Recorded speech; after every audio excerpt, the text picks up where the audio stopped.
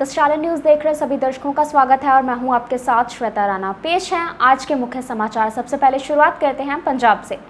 मलेरकोटला जिले के गांव कुठाला में पूर्व सैनिक के परिवार के 3 सदस्यों ने आर्थिक तंगी के चलते जहर खाकर खुदकुशी कर ली। मृतकों में पूर्व सैनिक की पत्नी, बेटी व पत्नी की मां शामिल है। बताया जा रहा है कि आत्महत्या के पीछे का कारण आर्थिक तंगी हो सकती है। जानकारी अनुसार पूर्व सैनिक गुरप्रीत सिंह की बीमारी के चलते 2 साल पहले मौत हो गई थी। गुरप्रीत की मौत के बाद उसकी पत्नी सुखविंदर कौर अपने 3 बच्चों और अपनी मां हरमेल कौर के साथ गांव कुठाला में ही रहती थी। आज सुबह जब काफी देर तक कोई घर से बाहर नहीं निकला, इसके बाद पड़ोसियों ने अंदर जाकर देखा तो 3 महिलाओं के शव बेड पर पड़े थे। लोगों ने तुरंत इसकी सूचना पुलिस को दी। पुलिस ने मौके पर पहुंचकर शवों को कब्जे में लिया तथा आगे की कार्रवाई शुरू कर दी थी। पंजाब के जगरांव की नई अनाज मंडी में 2 एएसआई की गोली मारकर हत्या करने के मामले में पंजाब पुलिस के ऑर्गेनाइज्ड क्राइम कंट्रोल यूनिट ने 2 गैंगस्टरों को काबू किया है। गैंगस्टर बलजिंदर सिंह उर्फ बब्बी पुत्र गुरनाम सिंह वासी मोगा और दर्शन सिंह पुत्र प्रीतम सिंह निवासी सोहली को मध्य प्रदेश से गिरफ्तार किया गया है। एसएसपी चरणजीत सिंह सोहल ने इसकी गिरफ्तारी की पुष्टि की। बता दें कि गैंगस्टर दर्शन सिंह की पत्नी को पहले ही जगरांव पुलिस ने गिरफ्तार कर लिया था। 15 मई को जगरांव की नई अनाज मंडी में देर शाम को गैंगस्टर जयपाल सिंह सहित 3 गैंगस्टरों ने सीआईए स्टाफ में तैनात एएसआई भगवान सिंह और दलविंदर सिंह की गोली मारकर हत्या कर दी थी। इस वारदात को अंजाम देने के बाद चारों आरोपी फरार हो गए थे। लोक निर्माण एवं स्कूल शिक्षा मंत्री पंजाब विजयेंद्र सिंगला ने जानकारी देते हुए बताया कि राज्य सरकार द्वारा मलौद बुठारी पुल सड़क का नाम संत बाबा मीहा सिंह के नाम पर रखे जाने का फैसला लिया गया है। कैबिनेट मंत्री ने बताया कि पायल से विधायक लखवीर सिंह लखा के नेतृत्व में लोगों और स्थानीय नेताओं ने संत बाबा मीहा सिंह के नाम पर इस सड़क का नाम रखने के लिए सरकार से अपील की थी, क्योंकि संत बाबा मीहा सिंह एक प्रसिद्ध और आदरणीय धार्मिक नेता हैं, जिनकी निस्वार्थ सेवाओं के कारण लोग उनके पैरोकार बने। कैबिनेट मंत्री ने बताया कि विधायक लखवीर सिंह लखा की औपचारिक सिफारिश के बाद उन्होंने तुरंत लोक निर्माण विभाग के अधिकारियों को इस मामले को प्राथमिकता के आधार पर विचारने के निर्देश दिए और अब इस सड़क का नाम संत बाबा मीहा सिंह के नाम पर रखा गया है। पंजाब सरकार ने आम बिजली उपभोक्ताओं को बड़ी राहत दी है। पंजाब राज्य बिजली रेगुलेटरी कमीशन ने घरेलू बिजली उपभोक्ताओं के लिए दरों में 50 पैसे से 1 रुपए प्रति यूनिट तक की कटौती की है। 100 यूनिट तक बिजली दर पर 1 रुपए की कटौती, जबकि 300 यूनिट तक 50 पैसे प्रति यूनिट की कटौती होगी। पंजाब राज्य बिजली नियामक बोर्ड के चेयरमैन विश्वजीत खन्ना ने नए टैरिफ की घोषणा की। नए टैरिफ के अनुसार 2 किलोवाट तक के लोड तक 0 से 100 यूनिट तक 1 रुपए और 101 से 300 यूनिट तक 50 पैसे की कटौती की गई है। इसी प्रकार 2 किलोवाट से 7 किलोवाट तक के मीटर पर 100 यूनिट तक 75 पैसे और 101 से 300 यूनिट तक 50 पैसे की कटौती की गई है। अहम बात यह है कि आमतौर पर नया टैरिफ 1 अप्रैल से लागू किया जाता है, लेकिन इस बार टैरिफ 1 जून से लागू किया जाएगा, जो कि 31 मार्च 2022 तक लागू रहेगा। पंजाब पुलिस ने 18 से 24 साल के युवा लड़कों और लड़कियों को बड़ा तोहफा दिया है। जिन युवाओं में देश प्रेम की भावना है और वे पुलिस में भर्ती होकर देश की सेवा करना चाहते हैं, उन्हें पंजाब पुलिस ने एक सुनहरा मौका दिया है। जानकारी अनुसार पंजाब पुलिस युवा लड़कों और लड़कियों को भर्ती करने जा रही है। युवाओं को कांस्टेबल के रूप में भर्ती किया जाएगा। पुलिस ने यह जानकारी अपने ऑफिशियल सोशल मीडिया अकाउंट से साझी की है। शेष जानकारी जल्द ही पंजाब पुलिस की वेबसाइट पर भी प्रकाशित हो जाएगी। पंजाब पुलिस ने पाकिस्तान सीमा से सटे बटाला में नशा तस्करों के पास से भारी मात्रा में अवैध हथियार बरामद करने में सफलता हासिल की है। पुलिस ने 3 आरोपियों को गिरफ्तार किया है। इसके साथ ही कुल 7 आरोपियों के खिलाफ मामला दर्ज करके पुलिस ने आगे की कार्रवाई शुरू की है। पुलिस ने आरोपियों से पिस्तौल 32 बोर 2, पिस्तौल 30 बोर 1, पिस्तौल 315 बोर 2, बंदूक 3, कारतूस 101 बरामद किए हैं। पंजाब के गुरदासपुर जिले में गांव खोखर के पास एक वकील द्वारा गोलीबारी करने का मामला सामने आया है। गोलीबारी में एक शख्स की मौत हो गई है, जबकि मृतक की पत्नी और भतीजा घायल है। घायलों को अस्पताल में भर्ती कराया गया है। घायलों में बलविंदर की पत्नी मंजीत कौर और भतीजा गुरप्रीत शामिल है। मृतक के रिश्तेदार दलबीर कौर ने बताया कि आरोपी वकील अमरीक सिंह उसका देवर है। मृतक बलविंदर सिंह जेठ और गुरप्रीत सिंह बेटा है। उसने बताया कि बलविंदर सिंह ने अमरीक सिंह को 3 कनाल जमीन बेची थी, लेकिन अमरीक उसकी पूरी जमीन पर कब्जा करना चाहता था। इसी बात को लेकर दोनों में झगड़ा हुआ था और अमरीक ने गोलीबारी कर दी।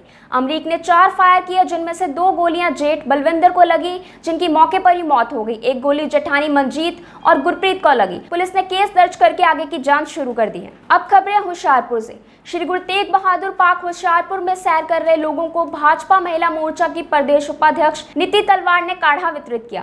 इस दौरान उन्होंने कहा कि तंदुरुस्त लोग ही तंदुरुस्त समाज की रचना करते हैं, इसलिए जो लोग अपनी सेहत का खुद ध्यान रखते हैं वह लोग अन्य लोगों के लिए इस महामारी में एक नायक की भूमिका अदा करते हैं।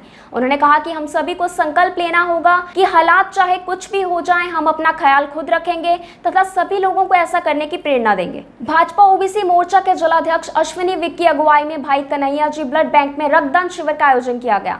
इस मौके पर ओबीसी मोर्चा के प्रयासों से 20 यूनिट रक्तदान किया गया। इस दौरान अश्विनी विग ने कहा कि पूरे पंजाब में भाजपा के सेवा ही संगठन अभियान के अंतर्गत ओबीसी मोर्चा के कार्यकर्ताओं ने कोरोना जंग के विरुद्ध खूनदान करके अपना योगदान डाला। उन्होंने खूनदान करने वाले नौजवानों की सराहना करते हुए कहा कि संकट की इस घड़ी में नौजवानों द्वारा दान किया खून सहायक सिद्ध होगा। भाजपा सरकार के 7 वर्ष पूरे होने पर सेवा सप्ताह के उपलक्ष्य में भाजपा स्पोर्ट्स सेल पंजाब ने जिलाध्यक्ष मोहित संधू की अध्यक्षता में होशियारपुर बस स्टैंड के बाहर ऑटो चालकों व आम जनता को मास्क व मिनरल वाटर वितरित किया। इस अवसर पर भाजपा स्पोर्ट्स सेल के प्रदेश कन्वीनर डॉक्टर रमन घई ने कहा कि केंद्र में भाजपा सरकार बनने के बाद प्रधानमंत्री नरेंद्र मोदी ने 7 साल एक शासक के तौर पर नहीं बल्कि एक देश सेवक के तौर पर बिताए हैं।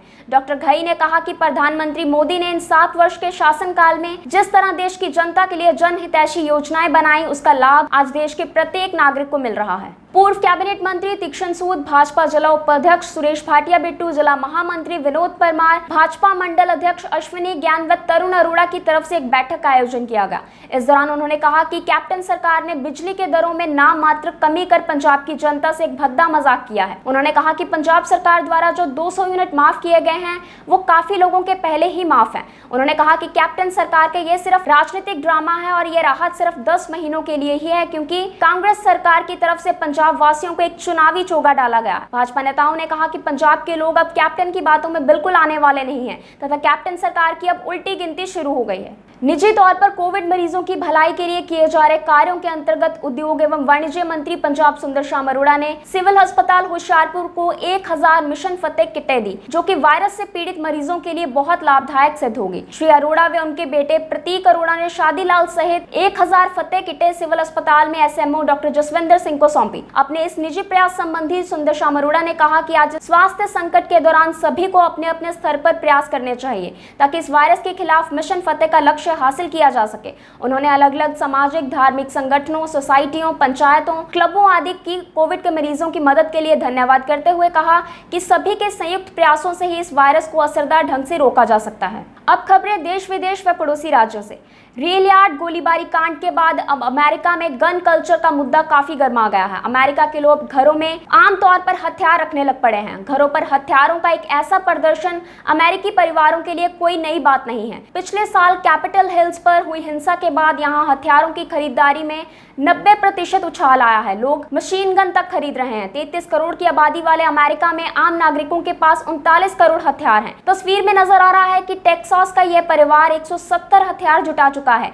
ऐसे कई परिवार हैं जो दोस्तों के सामने हथियारों का प्रदर्शन करते हैं, लेकिन इसकी वजह से ब्रिटेन में चिंता बढ़ी हुई है। ब्रिटेन में 2 साल में 900 से ज्यादा खतरनाक हथियार बरामद हुए हैं जो अमेरिका में लाइसेंस पर खरीदे गए थे और ब्रिटेन में अवैध रूप से पहुंचाए गए। ब्रिटेन में आपराधिक घटनाओं में अमेरिकी हथियार इस्तेमाल हो रहे हैं। दुनिया के 3 अलग अलग देशों में पर्यावरण संरक्षण को लेकर ऐतिहासिक फैसले आए हैं। पहला फैसला ऑस्ट्रेलिया के मेलबर्न की फेडरल कोर्ट ने लिया है। उसने कोयला खदान को लेकर सरकार के खिलाफ किए मुकदमे याचिकाकर्ता 8 बच्चों के पक्ष में फैसला दिया है। बता दें कि 8 किशोरों ने कोयला खदान पर रोक को लेकर सरकार पर केस किया था। उन्होंने कहा था कि प्रदूषण से हमारी सुरक्षा की जिम्मेदारी सरकार की है। मेलबर्न कोर्ट के जज ने इनके पक्ष में फैसला दिया।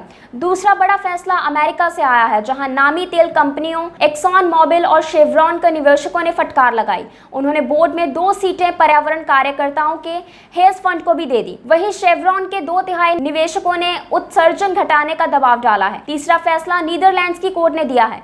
तेल कंपनी शेल और अन्यों को पेरिस समझौते का पालन करते हुए 10 साल में उत्सर्जन 45% घटाने को कहा। अमेरिका में कैलिफोर्निया स्थित रेल यार्ड में देर रात शूटिंग दौरान 8 लोगों की मौत हो गई। इनमें भारतीय मूल के 36 वर्षीय तपतेज सिंह भी मौजूद थे।